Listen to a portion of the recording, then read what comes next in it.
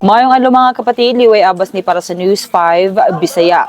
Nagpabilin sa iyang baruganan si Akbayan Representative Chel Jokno sa iyang hangyo sa House Committee on Justice nga magpagawas og sabpina aron makakuha og dugang nga mga dokumento nga may kalabutan sa mga reklamong impeachment batok kang Vice President Sara Duterte.